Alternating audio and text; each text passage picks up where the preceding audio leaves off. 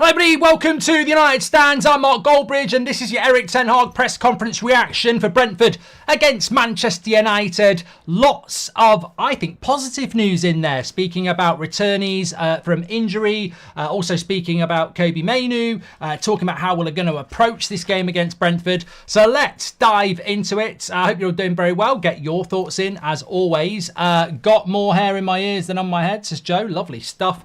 Okay, let's start off with it then. So look, he was asked first of all about how you take that momentum from the Liverpool game and carry that on into the Brentford game. Ten Hag acknowledged it was a huge win, but obviously international break can kill that momentum. Players go off and play international football in different styles. They've all got to come back. It's a very short window to get them back into our style, but we will be ready despite the disruption. And it is a disruption. Look, you know, I think it's going to go against Arsenal on Sunday, having to go to the Etihad in such a big game. You get such a short turnaround after international breaks. We're away from home. It's not good to be away from home straight after an international break. It's well proven, but we should still have enough to beat Brentford, and I completely agree with that. And that's going to be definitely helped by the recovery, injuries-wise, of certain players. Now, the update we've got on 3 players is that Martinez and Maguire are close to being ready to play tomorrow. So this is major news in relation to Martinez. But probably a little bit quieter around that, we're also hearing that Casemiro is going to be back. Now, I'll talk about Martinez in a moment, but Casemiro, to me, is absolutely massive. When he wasn't available for that Liverpool game, I worried. Games are won and lost in the midfield, and our midfield is weak. It's really weak. Mainoo's brilliant, but that midfield is weak. And we've seen it time and time again. Mainoo will sit, and McTominay will go in the box, and Bruno will wander, and there'll be no cohesion in that midfield, and you'll get run through like we've seen time and time again. The positive about Casemiro is his job has always been, whether it's Real Madrid, Brazil or Man United, he sits there in front of the back four and he protects it. And yes, he can get overrun, but if you're playing with Mainoo doesn't go forward as much as McTominay. So Casemiro and Mainoo provide us for these next 2 away games with some stability in front of that back four. So the return of Casemiro may not get the pages and the headlines because Martinez is back, but it will provide us with the opportunity, if Ten Hag takes it, to stick Casemiro and Mainoo together and have a little bit more solidity in that midfield. And also, it allows Mainoo to play where I think he should play. I've said this so many times. The evolution of football, the way to defeat Pep's playing through the line structure, tiki-taka, is to implement and create midfielders that can run with the ball. And Mainoo is a structure breaker. Like, if you give him the ball, he can go past the player, and then that's when it gets really interesting. Because if you can go through these structures by taking somebody on, the opposition team, suddenly their structure means nothing because someone's got to go to Mainoo once he's gone past his man. So Mainoo in the number 8 position, Casemiro sitting. Hopefully that's how we're going to line up tomorrow, because we're going to have 70% of the ball. And it's interesting, actually, because there was a question put to Ten Hag about Brentford being the masters of set plays. And Ten Hag said, yes, we're prepared for that. It instantly made me think about Scott McTominay. And I thought, well, where does Scott McTominay play in this game? Like, where would you even fit him in? Are we seriously going to put McTominay in just because Brentford are good at set plays? I mean, that is not what Pep Guardiola does. It is not what Mikel Arteta does. And it's not what Klopp does. We have an opportunity tomorrow to play a front six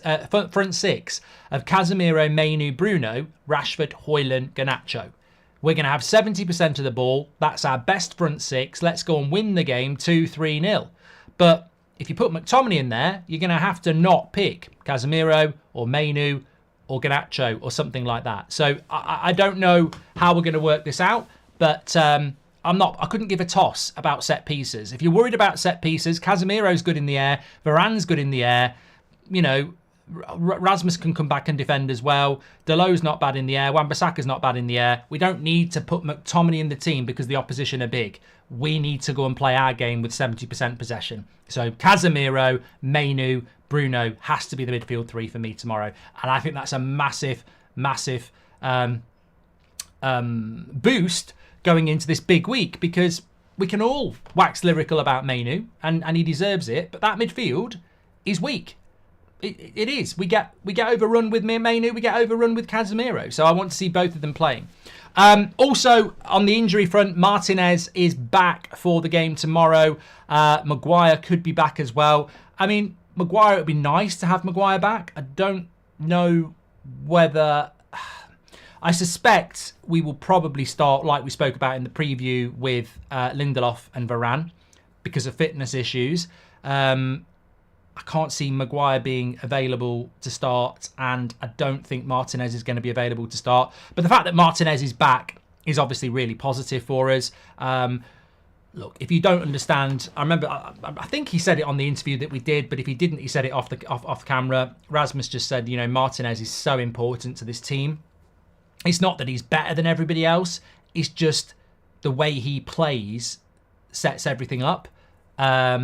Martinez isn't our best player. There's no doubt about that. But he's such an important player to the way we want to play.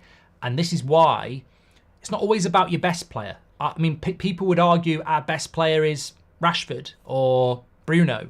But Martinez actually is more important to us than Rashford and Bruno, because if Bruno gets injured, it's bad, but you could play Mount there. If Rashford gets injured, it's bad, but you can put Garnacho there and put Anthony on the wing or Ahmad. But without Martinez, it's a game killer for us. And we've seen, as we saw against Wolves and for that brief bit against West Ham, the importance of Martinez, and it's appreciated in the whole team as much as it's appreciated in the fan base, is that Martinez allows us to play higher up the pitch, to condense the pitch, to get us closer to Rasmus. Sometimes when Martinez isn't playing, our centre-backs, they have to get on WhatsApp to say hello to Rasmus. Like, you know, they're that far away. With Martinez in the team, if Rasmus is here, Martinez takes us here. And then the midfield doesn't get overrun as much. But it's not just the higher line, it's the ability to take the ball from Onana and step into the midfield.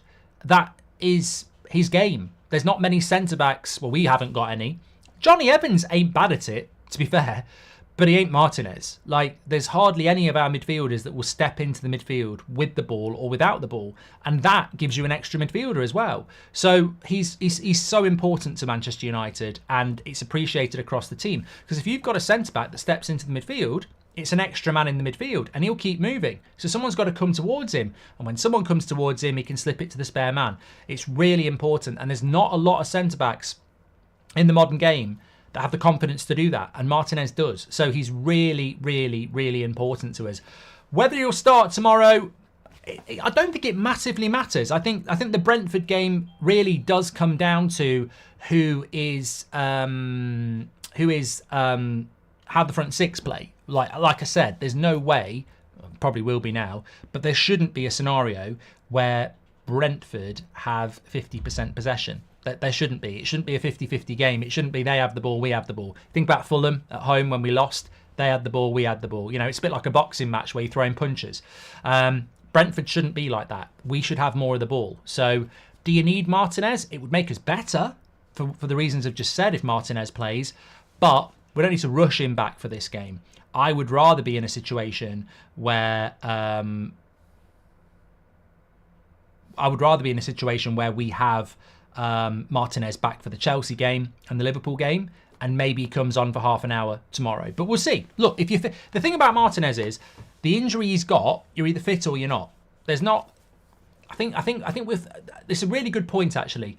I think we're sort of so worried about our injuries, especially Martinez, that we're like, let's take our time bringing him back.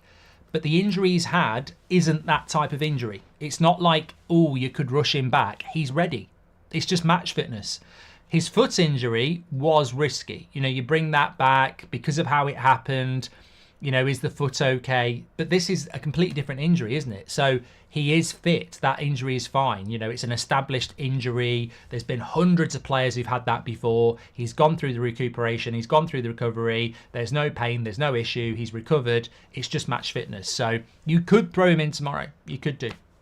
Ten Hag also spoke about he was asked about Kobbie Mainoo. Really great comments here as well. Now, I just want to say as well, a lot of people are saying, was he asked about Southgate or his job? I mean, there is an embargoed section that comes out tonight at 10:30. I suspect we might get some quotes later on tonight, maybe for the morning show, but nothing was asked about that in that. I mean, to be honest with you, I'd be very disappointed if they don't ask him something, considering every journalist has been, gunning for him for the last 2 weeks to step into. I always find it hilarious, if I was in the press conference and I'd said something about Ten Hag, I'd ask him about it. But the amount of these journalists who write shit about him and then get invited into the press conference and wouldn't say boo to a goose. Eric, what's your thought on the pedestrianisation? I can't even get my words out. What's your thought on the price of a bean melt at Greg's? Can I get you one? Can I get you one? Oh, Eric, do you like the colour red? Eric, yeah. When I'm out of this room, I'll be stabbing you in the back, saying we should get Southgate. But in here, I wouldn't think twice of saying anything bad. Could I wipe your arse, Eric? They very rarely say anything that they write, unfortunately. But that's the media. Right, let me talk to you about the Kobbie Mainoo question, because he was asked a good question about Kobbie Mainoo. He was asked about, apparently Mainoo didn't train. Actually, let me say this. Apparently, Kobbie Mainoo. I told you I'm on it today. Probably the chocolate. But 8 o'clock show tonight. I can. Of course, I can do a bit of a sponsorship. Manscaped, sit down. This is the Goldbridge sponsorship section. I should have a little thing there. Show 8 o'clock tonight. This is going to be so interactive. I loved Keep Bench Sell, which we did. Start Bench Sell, which we did on Sunday night. Friday night show. It's Easter. Something a little bit different before all the football comes back.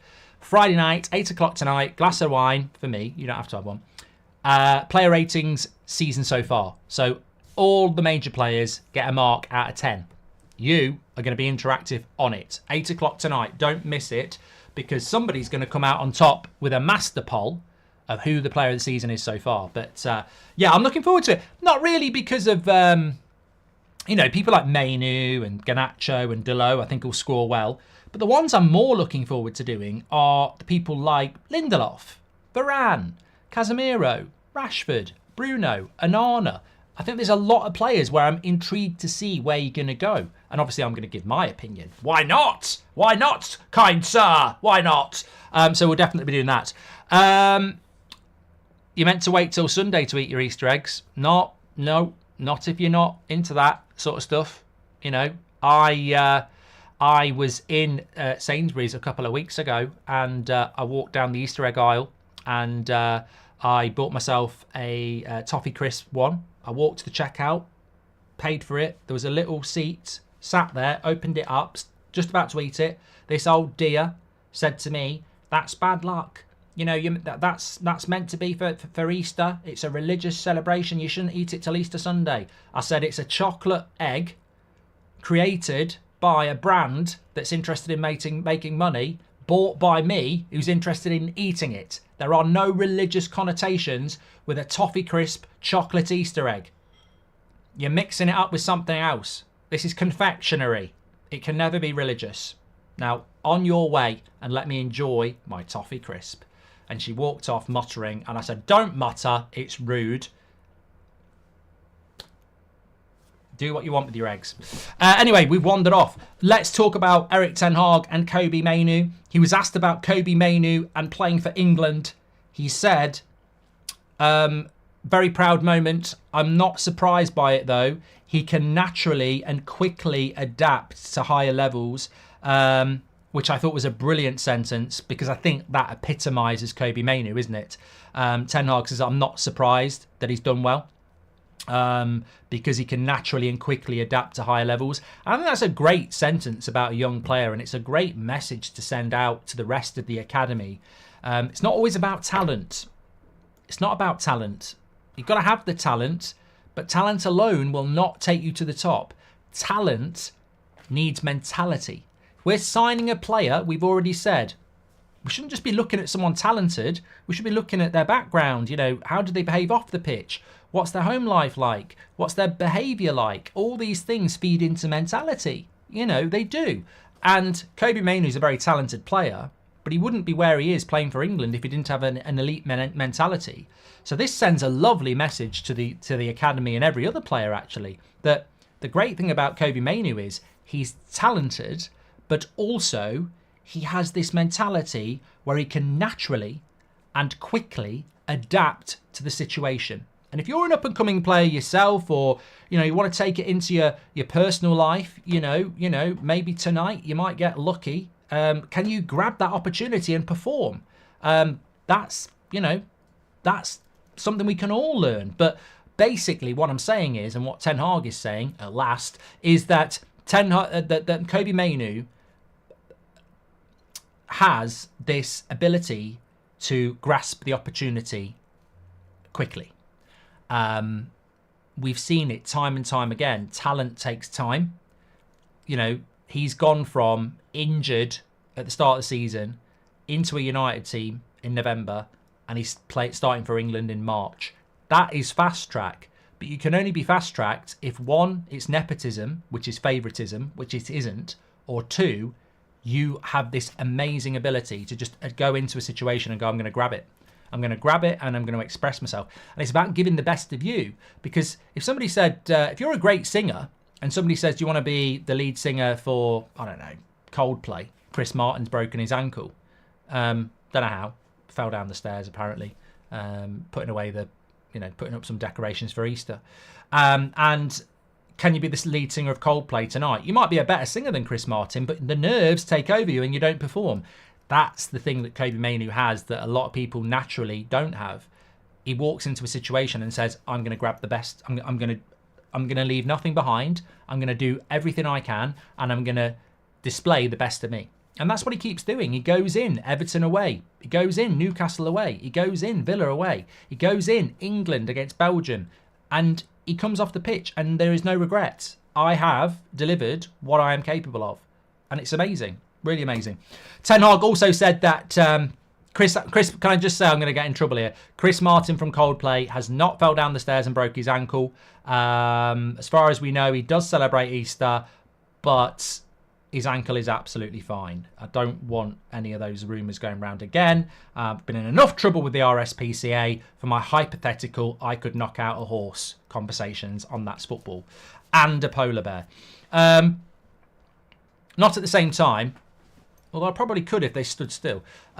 Again, please don't get in contact with the RSPCA. It's hypothetical.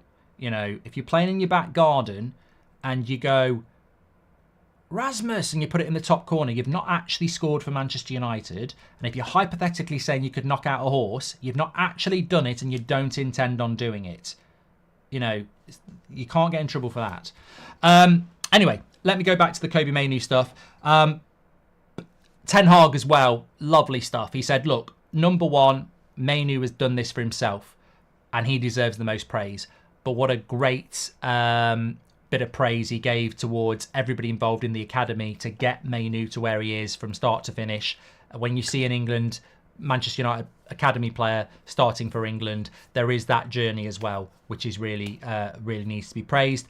I liked this one as well. I mean, literally the question was, and there's nothing wrong with this. There's nothing wrong with this question. Ten Hag was asked about the Mainoo hype. Now, Mainoo hype is not a bad thing. It's not a bad thing. If you ignore the past, it will punch you in the face, right? And Gaza, Rooney, Walcott, Michael Owen, maybe Kobbie Mainoo, Marcus Rashford, there's plenty of them. Young players, English players that get overhyped or hyped. Overhyped is a bit of a negative word. They get hyped up by the media. They build them up, and then bang, they smack them down. And United will be aware of this. Ten Hag is aware of it. We should be aware of it. There will be trouble ahead. I've sensed it with Bellingham already. The Bellingham obsession, you sense it a little bit in the media now. They're starting to go, oh, he's a bit this, he's a bit arrogant, this, that, and the other. People get bored. They get bored. But basically, what Ten Hag said about the Mainoo hype is that he deserves it. And he handles it really well. And at the moment, I've got no concerns about that. But what he did say was, we will interfere if we need to. But at the moment, it's not necessary. He wants to improve. He enjoys his football. And is determined to win. And again, it just comes down to mentality. Beckham had it as well, Matthew. we have to have our eyes open as fans and a football club and as an individual that Mainoo is getting hyped. He's getting hyped because he's exciting and he's talented. And I've seen it. Saw it with Beckham. Seen it with Gaza. Gaza's the most destructive one of the lot. I don't think it could happen again, but he had, you know, you talk about the Tonali stuff. Gaza had an addictive personality. There's no doubt about it. You know, drink, etc. So amazing. Probably the most technically gifted player I've ever seen was Gaza. Never played for Man United, obviously, but probably the most technically gifted. And what a player. A midfielder that could take people on. Oh, Mainoo can do this. But what you got to be wary of is that the success led to Gaza's downfall because the hype heightened his issues. Now, it's unfair to say that this is going to happen with Mainoo, but it's responsible of everybody involved to be aware of it and keep an eye on it. And that's what Ten Hag's saying. If we need to interfere, we will do. What does that mean? What it means is if rumours start coming out of a Manchester United player clubbing on a Saturday night, you know, doing too much brand work, taking their foot off the pedal in training, starting to believe their own hype, that's when you step in, of course. It's a reality. Greenwood, Martial, Rashford. I thought there were going to be 3 sensational players. Different reasons it didn't happen. How much was that to do with, you know, foot going off the pedal, too much off-field activity, believing the hype? Who knows? I don't know. I'm not here to say Rashford's not where he should be because of what he did off the pitch, or Martial or Greenwood. You know, whatever the story is their story. But with Kobbie Mainoo, United need to do everything in their power to protect this player, because with great wealth and great success comes great responsibility, and not every player can deal with it. Some can, and the signs are great with Mainoo, but it's good that I liked the question and I liked the answer.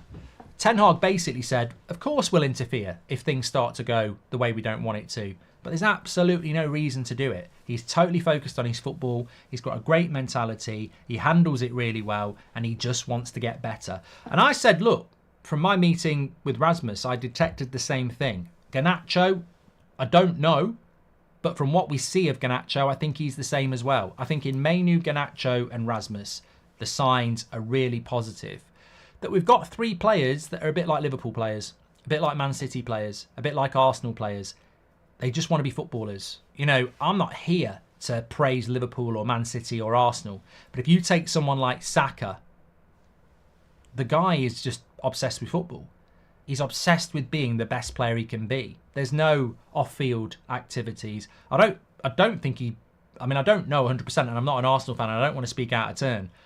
But I think he's very family-orientated. I don't think he drinks. I don't think he goes out clubbing or anything like that. I think he's totally interested in football. And it's such a short career. It's 10 years of your life.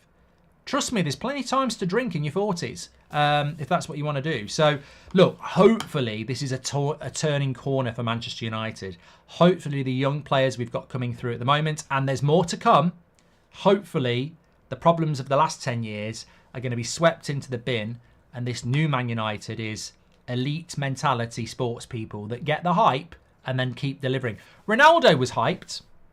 We've done it before. Ronaldo was hyped and he never dropped down from the hype. He just kept answering the critics. Even when they wanted to break him down, he just kept answering them. I mean, look, if I was a Man United young player, I'd be speaking to anybody at the club to ask about Ronaldo, because Ronaldo's dealt with the hype, the criticism, the hype. You know, they've built him up, they've knocked him down, they built him up, they knocked him down, and he's dealt with it incredibly over such a long period of time. There's no way a Carling or a Stella Artois or a Madri has been anywhere near the lips of Ronaldo. I don't think any chocolate has. I doubt he's had a crisp in his life. You know, he's an Adonis, but he's dedicated himself to his talent and his sport, and I think that's what we want. Mentality kings at Manchester United, because you know what? Agents, brands, the media, they're not interested in these players performing for Manchester United primarily. They're interested in getting their pound of flesh. You know, contracts, big deals. We need you in New York for these trainers. You know, Oh, I want this interview about you. Oh, I know you gave me that interview, but I've just heard that you were doing this with this person. Shall I be loyal to you? Fuck off. This is going on the back of the papers. So, yeah, interesting. Can you wish my dad, Robert, a happy retirement? He got a BEM yesterday for services to charity. Took me to my first Man United game last year, says Ross McRae Magician. Happy birthday to Dad Robert. And happy retirement, Robert. Enjoy it. No excuse to miss the United stand if you're retired. 8 o'clock tonight, 10 o'clock every morning. No excuses. Broken Pig says, I love Kobe's mentality, especially when he said the picture with him, Garnacho and Rasmus is only iconic if they end up doing great things. Well, hopefully they can spur each other. I'm really excited about United. This is another reason I want Ten Hag to stay. Garnacho, Rasmus, Mainoo, ridiculously exciting. And there are others desperate to come through as well. And they will. They will. We want to have, in 2 or 3 years' time, Rasmus, Garnacho, Mainoo established, and another 3 or 4 coming through gradually. I can't wait. I can't wait. Fantastic show with you all today. Make sure you smash a like on the video and subscribe. 8 o'clock tonight is going to be brilliant, interactive and fun, which is what a Friday night United Stand show always should be. I will see you then. Thank you everybody for watching. Massive game tomorrow as well. Can't wait for United to be back. It's been too long. But Mark does not look like Pat Butcher, Brandon. Yeah, I look nothing like Pat Butcher. That's the worst one ever. Brandon, I don't even know what you look like, but you look like a cow's arse when it's having a shit. Because that's what you're spewing out your gob. Cow shit. Rubbish. Absolute rubbish. And I tell you what, Brandon, if you were a cow, I'd knock you out as well. That's hypothetical again. Do not speak to the RSPCA. Thanks everyone for watching. I'll see you again at 8 o'clock. Take care. Oh, whoa. One more super chat. Kirk Daly says, Beckham was like that and Sir Alex had to step in and nip it in the bud. Had him focused. Will you be touring the US like United this summer? We're working on it, Kirk. We're working on it. It's a busy summer. I've got something to announce in the next couple of weeks that sort of might combine with that. There's nothing wrong with my hair. Looks really good, actually. I mean, I don't want to be... I've changed my hair. None of you realised, actually. I've got a number 1 instead of a number 2, back and sides, and I've gone for more length on the top, and I don't have the shaved line anymore, which I used to have. So somebody said you're too old for it, you shouldn't have a shaved line anymore, and after about 2 days of crying, I accepted I was too old for a shaved parting in my hair. So I've gone for something a little bit different, which is a little bit more length. I might go back to the late 90s and grow a real big long side parting, put a bit of blonde tint in it and go Beckham 99 season. We'll see. Take care everyone. I'll speak to you in a little bit. 8 o'clock tonight. Thanks for watching.